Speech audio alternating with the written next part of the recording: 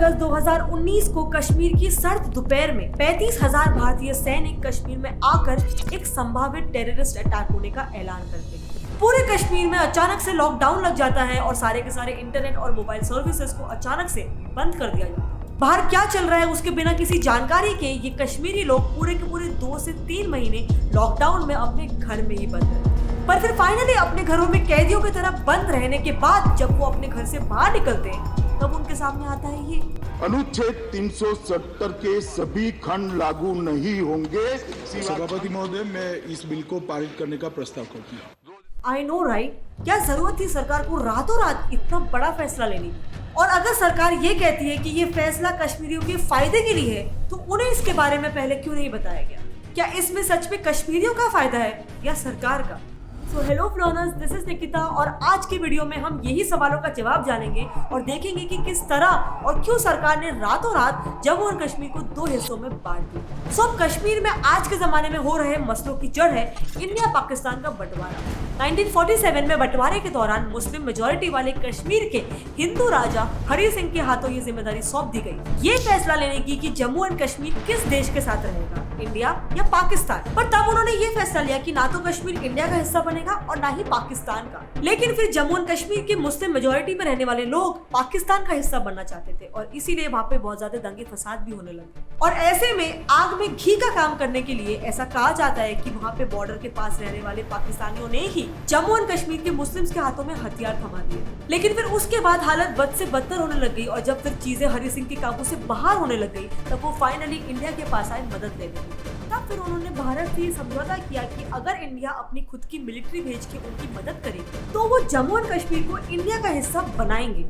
पर उसके साथ ही उन्होंने कुछ शर्तें रखी। कश्मीर के पास खुद का संविधान और फ्लैग होगा, कोई भी बाहर का आदमी यहाँ पर आके जमीन नहीं खरीद पाएगा और तीसरा कश्मीर की सरकार ही कश्मीर में कानून बनाएगी। और यही सारी शर्तें आर्टिकल 370 और 35A के रूप में हमारे संविधान में 2019 तक शामिल थी। लेकिन उसके बाद क्या हुआ? 2019 में अमित शाह ने इन आर्टिकल्स को संविधान से निकाल फेंकने के लिए पार्लियामेंट में एक बिल इंट्रोड्यूस किया। लेकिन ऐसे कैसे? क्योंकि कश्मीर के साथ हाथ मिलाते टाइम जब आर्टिकल 370 बना था तब उसके अनुसार दोनों स्टेट गवर्नमेंट और सेंट्रल गवर्नमेंट की आपसी सहमति से ही इस आर्टिकल को रद्द किया जा सकता था। तो फिर आखिर कैसे सिर्फ और सिर्फ सेंट्रल गवर्नमेंट ने ही इस आर्टिकल को रद्द कर दिया? वेल, यही आता है कहानी का ट्विस्ट। क्योंकि उस समय जम्मू एंड कश्मीर में इलेक्शन के टाइम पे कोई भी पार्टी मेजोरिटी वोट से नहीं जीत पाई। तो फिर according to the Indian constitution Jammu and Kashmir का पूरा स्टेट प्रेसिडेंट्स रूल के अंडर में आ गया था। तो बस इसी का फायदा उठा के सेंट्रल गवर्नमेंट और प्रेसिडेंट ने रातों रात लोकसभा में एक बिल पास कर दिया और आर्टिकल 370 को रातों रात एबॉलिश कर दिया। लेकिन एक सेकेंड, इस आर्टिकल के एबॉलिश होने के बाद कश्मीर में किस तरह के चेंजेस आए? वेल, सबसे बड़ा चेंज तो ये है कि जम्मू एंड कश्मीर अब एक स्टेट नहीं है बल्कि 2 यूनियन टेरिटरीज बन चुकी हैं, जम्मू एंड कश्मीर और लद्दाख। और अब ना तो उनका खुद का अलग कॉन्स्टिट्यूशन है और ना ही खुद का अलग फ्लैग। पर आखिर ये डिसीजन लिया ही क्यों गया? इसमें जम्मू एंड कश्मीर का फायदा क्या है? Well, economic development. सबसे बड़ा फायदा तो ये है कि अब सारा का सारा कंट्रोल सेंट्रल गवर्नमेंट के हाथों में आ गया, जिसके कारण इंडियन गवर्नमेंट यहाँ के डेवलपमेंट पे भी उतना ज्यादा ध्यान दे सकती है। वेल, फिलहाल जम्मू एंड कश्मीर में 54 और लद्दाख में 9 डेवलपमेंट प्रोजेक्ट्स ऑलरेडी चालू है। प्रोजेक्ट्स जैसे कि रोड, पावर, टूरिज्म और एग्रीकल्चर को और ज्यादा बेहतर बनाने के लिए। इन सारे डेवलपमेंट प्रोजेक्ट्स के लिए गवर्नमेंट ने होम अफेयर्स मिनिस्टर जी किशन रेड्डी के अनुसार 30,757 करोड़ का बजट अलॉट कर दिया है। जम्मू एंड कश्मीर में आर्टिकल 370 के एबॉलिश होने से पहले सेंट्रल गवर्नमेंट से जो भी फंड्स एलोकेट होते थे वो जम्मू एंड कश्मीर और लद्दाख दोनों को जाते थे। लेकिन अभी जम्मू एंड कश्मीर और लद्दाख के अलग होने के बाद अब उनका ईयरली बजट और ज्यादा बढ़ चुका है और वो दोनों को अलग अलग जाने वाला है। और ये बजट इन यूनियन टेरिटरीज में directly infrastructure, metro rails, railways, power projects वगैरह वगैरह बनाने के लिए यूज होने वाला है। अब आर्टिकल 370 को हटाने का दूसरा सबसे बड़ा फायदा ये है कि अब बाहर के लोग भी कश्मीर में आकर जमीन खरीद सकते हैं, जिसकी वजह से ऑब्वियसली वहाँ की जमीन की कीमतें भी बढ़ेगी और बाहर की कंपनीज भी कश्मीर में इन्वेस्ट करके यहाँ पे अपने कंपनीज और अपने फैक्ट्री स्टार्ट कर सकते हैं। और जिससे ऑफ कोर्स ना सिर्फ यहाँ की इकोनॉमी बढ़ेगी बल्कि वहाँ के लोगों को और ज्यादा जॉब अपॉर्चुनिटीज भी मिलेगी। अब क्योंकि जॉब अपॉर्चुनिटीज बढ़ रहे हैं तो ये देखो, फ्यूचर में प्रोवाइड होने वाली जॉब अपॉर्चुनिटीज के लिए गवर्नमेंट ने अभी से ही यहाँ के लोगों को सेल्स, कस्टमर सर्विस, हॉस्पिटैलिटी ये सारे सेक्टर्स में ऑलरेडी ट्रेन करना शुरू कर दिया है और फिलहाल 15,142 कैंडिडेट्स की ट्रेनिंग ऑलरेडी चालू है। इसके पीछे गवर्नमेंट की ये सोच है कि अगर यहाँ के बेरोजगार यूथ को ज्यादा जॉब अपॉर्चुनिटीज मिलेंगे तो वो डेफिनेटली दंगे फसाद करने के बारे में नहीं सोचेंगे या फिर वो मिलिटेंट्स बनने के लिए भी मजबूर नहीं होंगे। और इसका इफेक्ट दिख भी रहा है क्योंकि पिछले 2 साल से कश्मीर में कोई भी टेररिस्ट एक्टिविटी अभी तक रिपोर्ट नहीं हुई।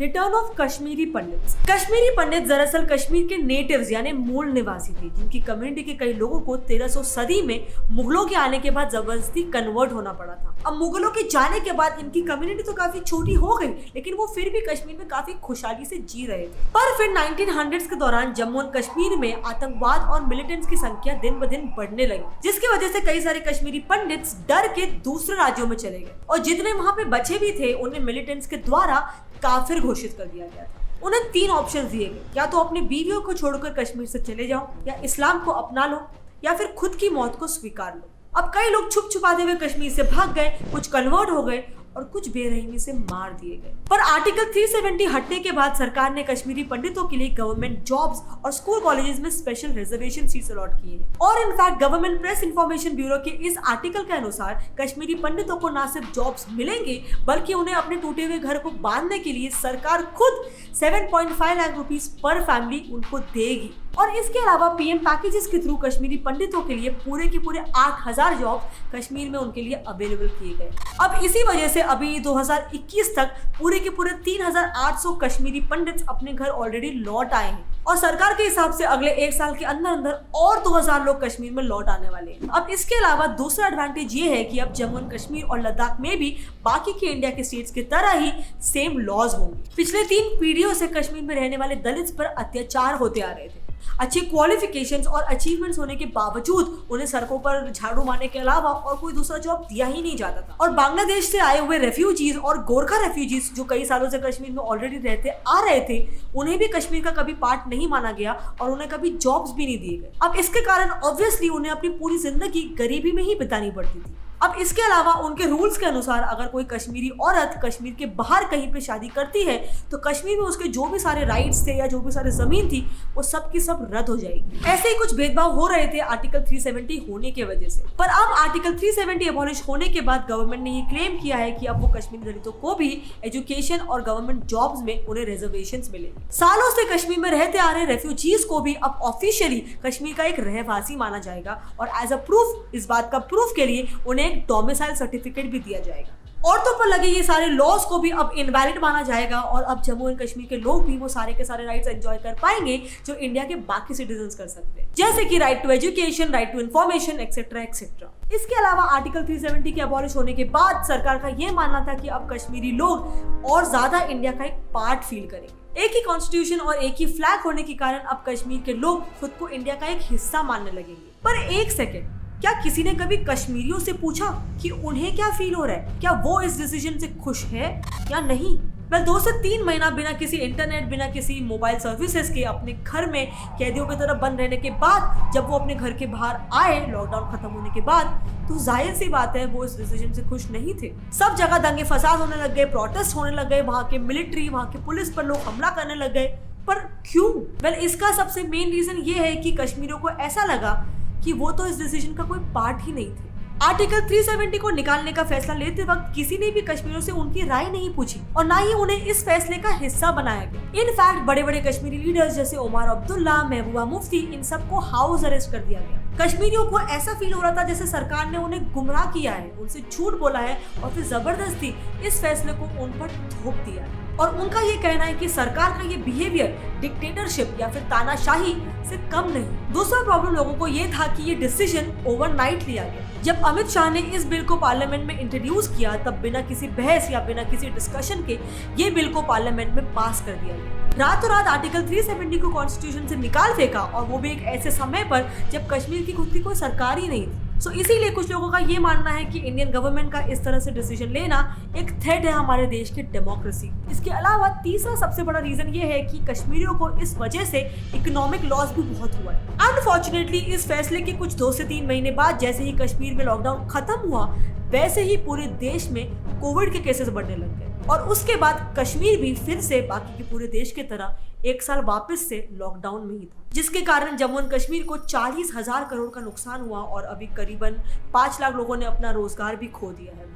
इनफैक्ट सबसे ज्यादा इफेक्ट तो यहाँ पे टूरिज्म इंडस्ट्री को हुआ है, जिसका ऑलमोस्ट 9,500 करोड़ का लॉस हुआ है और उस सेक्टर में काम करने वाले 86% लोग यानी पूरे के पूरे 1,44,500 लोगों ने अपनी जॉब्स खो दी है। और यहाँ पे करीबन 2 साल से 4G इंटरनेट ना होने के कारण बिना ऑनलाइन एग्जाम्स या क्लासेस या स्कूल्स के बच्चे यहाँ पे स्कूल में पूरे के पूरे 1 साल पीछे हैं। इस डिसीजन के एक दिन बाद ही पाकिस्तान के फॉरेन मिनिस्टर शाह महमूद कुरैशी ने लोकल न्यूज से ये कहा कि इस फैसले के बाद अब पाकिस्तान इंडिया से किसी भी तरह का कोई भी ट्रेड नहीं करना चाहिए। अब इसके कारण दोनों भी देशों को 200 करोड़ रुपयों का नुकसान हुआ है। अब मैंने आपको इस फैसले के आर्टिकल 370 के एबॉलिशमेंट के दोनों पहलू बता दिए। अब आपको क्या लगता है, क्या गवर्नमेंट का ये डिसीजन उनका इंटेंशन ही रॉन्ग था या मे बी उनका डिसीजन सही था, इंटेंशन सही था लेकिन एग्जीक्यूशन गलत था?